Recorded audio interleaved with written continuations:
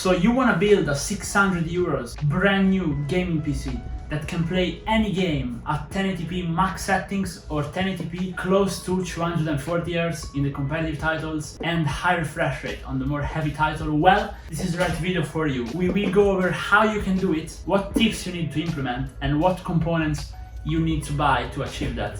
Let's get started. So the start of the show of today is obviously for this kind of budget builds an AM4 platform motherboard, CPU and RAM combo. So what we have here today is a Ryzen 7 5700X and an X570 ASRock Pro 4. Now I paid $120 for the Ryzen 7 and $120 for the motherboard, brand new, and it also came in with 30GB of DDR4 RAM. Very good deal, guys. So basically I paid $70 for the motherboard and $50 for the RAM. Very good. Then, even though EVGA is going out of business, I bought a 700 watts 80 plus bronze from their B series power supply for just $30. Now, these PSUs, again, too bad that they're going out of business, but they are extremely good and they are cheap. The only thing they compromise on is efficiency. So the PC will draw a bit more power, but the 700 watts are real. These are real on the 12 volt line. Then we partnered with Raijintek because we got the best value case and all-in-one water cooler we have out there. So basically, Raijintek makes for some very good hardware for cheap. And this case, you won't believe it. You have seen it in the thumbnail, how good it looks. It's just $35. And the cooler, just $50, guys. Just $50, really cheap. Now, in case you wanna buy this, the case is the Arcadia 3rd, Arcadia 3, and I will leave links down below. Whereas the water cooler is the EOS 240. Again, they're really good, but stay tuned for the performance test. For the GPU, we got an RTX 3070. Now, these are really coming down in price. However, if you want to buy this, you're gonna have to look very hard to find one new for the price I paid, which is $250, very cheap. So I recommend you actually buy it used. Genuinely, it's better. However, if you want to buy it new, there is also the option of just going to AliExpress and buying an RTX 3060M or 3070M. These are laptop cards converted into graphic cards, standard desktop graphic cards, and they're gonna work fine. You lose a few percentages, but you can overclock it or undervolt it as shown on the channel and gain back the performance. But I do recommend buying this one used. And you probably will be saying, hey, I can't find an X570 in my country for this cheap. Well, I thought about you guys as well, and you can just go on AliExpress and buy a cheap motherboard for $60. The motherboard is not gonna influence the performance, okay? And if you wanna save even more money, you can use a stock cooler on this Ryzen. If you undervolt it, I have a tutorial on the channel. But I do recommend getting a cheap water cooler like the one we have here today. So those are the parts. What's missing? The SSD. Now SSDs are cheap for everybody. You can buy a 1TB drive for $30. But in this case, since I had some headroom and I wanted to arrive at exactly 600 euros, I bought a 2TB drive for $80 on Amazon. So anyone can buy it. So I say, we get building.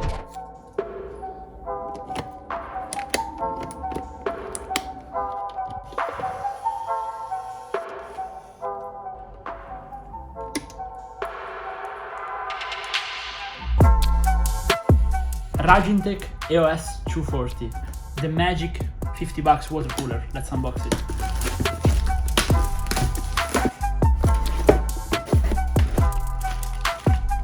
Two addressable RGB fans, various mounting kits, and the all-in-one itself. Let's take a look at it. You can already tell that the AIO pump design is very unique. I can't wait to try it out. Now the water block is extremely slim and the SATA cable comes out of the water block. What does it mean? Well, it means that the pump is actually here. And this is just a water block, like in a custom water cooling loop. Pretty interesting.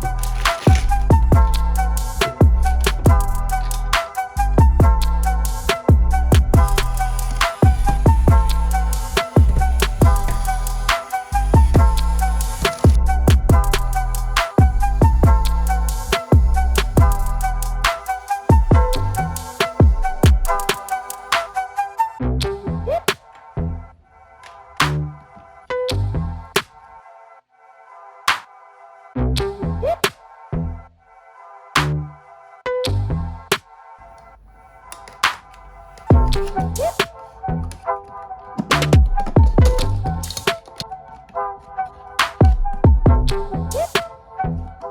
now have everything ready. I say it's time to slap it into the Raijintek Arcadia free case.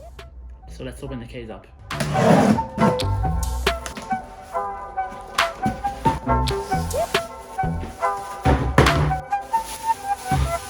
So first impression is it looks really nice for the price, I have to say. Now guys, for 35 euros you can buy this case with tempered glass, but for a mistake they sent me the closed off version, which is very good for an office PC obviously, but not good for a gaming PC because you cannot see the insides. However, if we look at the cutouts, they are exactly the same as the tempered glass panel one, so we'll wait for a replacement. Okay, so little update. We are waiting on the replacement, but we're gonna go ahead with the build either way. Now, since the Arcadia is a cheap case, it doesn't come with RGB fans. So we are putting 3 Sherkun fans. You can generally find very cheap RGB fans for around $3 each. So this is 10 bucks more over budget, but I think it's gonna be worth it for the aesthetic. Okay, so the fans are now in, so we can just put the front back, solid. And we can now put in the motherboard, the cooler, and the PSU.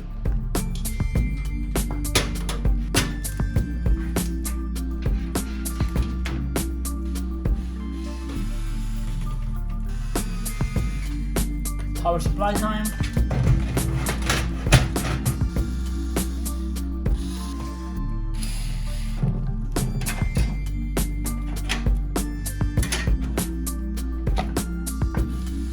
At this point the PC is basically fully built. The only thing left is to connect all the cables to make it work. However, since the PSU has those ugly cables, AIO sent us some custom sleeve extension, and we're gonna be putting these and doing all the cable management, but you will see it in a sec. I think it's looking nice, what do you say?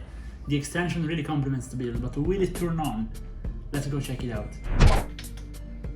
Okay, so the PC is working, however the LEDs are not, so we have to figure that one out, but we are nearly there I think. And we now have the PC fully working, fully finished, and we have already synced it up purple.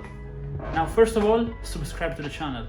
Now, I do think the purple really suits the build, especially because the GPU is white and we have white and purple cables. So I think now everything is meshed up properly, as well as the background in my studio. But do let me know if you like the aesthetic. Now, let's transition to the performance, temperature, and benchmarks. Well, first of all, synthetic benchmarks. So we tested this thing on an array of benchmarks, our usual suite, and in CPU-Z it was performing extremely well, doing over 600 points in single thread and a very respectable multi-threading score. Obviously, the RAM is set on XMP enabled. We also enabled the resizable bar, and the RAM is running at 33 MHz via XMP. This ASRock motherboard is really good. Then we went ahead, tested Heaven and Firestrike. Now the Firestrike score is extremely good. Again, pretty much in line with the category, and it did all that while maintaining a pretty low temperature. The only thing that was a bit hotter was the hotspot on the GPU, but that's to be expected because again, these Dota cards, they're not bad, but they're honestly not the best. As I've said in the past, they definitely have a bit of room for improvement in the PCB design, especially thermal pulse material. I do recommend you actually go ahead and do a full repaste and repad, as I show in this video here. It really makes a ton of difference, so please go ahead and do it. Or you can obviously undervolt the whole system to get lower temperature and more performance, and that's also what we have done for the whole gaming session, because I have tested this thing on quite a bit of stuff today, a bit extra than usual. So we did the usual Apex Fortnite, because everybody plays Apex Legends and Fortnite obviously, and we're getting around 200 FPS on Apex and over 240 with actually not low details on Fortnite. The gameplay was smooth. Then we tested Warzone, a bit more demanding, Warzone 2. Now, since a few friends of mine are really going competitive, I am more interested in Warzone than ever, and this thing was able to keep 144 Hz even in the most demanding area at full HD, so I'm really happy about it. And then we tested Starfield. Now, everybody wants to play Starfield. With this PC, you can play Starfield easily. And with the latest patches, it's actually getting a bit less heavy. When it just came out, it was pretty much unplayable. So now we're able to play with the DLSS on high settings, doing over 60 FPS comfortably, 1080p. You can also play at 1440p or 2K pretty easily this PC, and if you were to use it on the couch, on the TV with DLSS, yes, 4K gaming is actually doable. Then the CPU has 8 core, 16 threads, so video editing, streaming and stuff is also doable on a budget. And I think we really did a good choice by going with a 2TB NVMe drive. Sure, it was a bit more expensive, but again, it was just $80 for 2TB, and now you don't have to add any hard disk. It's just easy, ready to go. You can download all the games you want, all the software you want, and store some of your files. So I'm really happy about everything. And now let's focus on the Raijintek stuff, which is basically the focus of today's build, right? Now, the case, again, we had that little inconvenience with tempered glass. I actually don't have tempered glass yet, so I can't tell you how good it looks, but it should look good. Case is stunning in my opinion. The mesh on the front is great. Raijintek made a previous case which was a mesh and it was looking nice, but the temperatures weren't the best. I actually have tested it in the past, but this thing is a beast. So we put 3 very cheap RGB fans on the front and we maintained the bottom stock fan and put the Raijintek all-in-one cooler on the top, and this is also what helped us get such a good temperature and performance as you've seen in the video. Very nice. Then CPU cooler. Now this thing was a bit tricky because it has a bit of a different design. So usually CPU coolers have the water block with the pump on the water block, so the actual thing you mount on the motherboard. Well, this thing had it on the actual radiator, and that's where a SATA cable comes out. That's actually much better for cable management, and I like the choice. They had a bit of a different RGB connector, so it took us a while to figure out where to put what, but in the end it worked fine and it's looking nice. And trust me, the pump design looks even better in person than it does on video, so I'm overall really happy about it. Obviously, EVGA power supply was good, no need to mention that. Unfortunately, they're going out of business, but it was a really nice choice as well. So for today's video, this is everything, but again, please drop a like and subscribe for more, and check out my tutorials, you do need them. And please, do let me know if you would have done anything different. And see you in the next one, guys. Bye.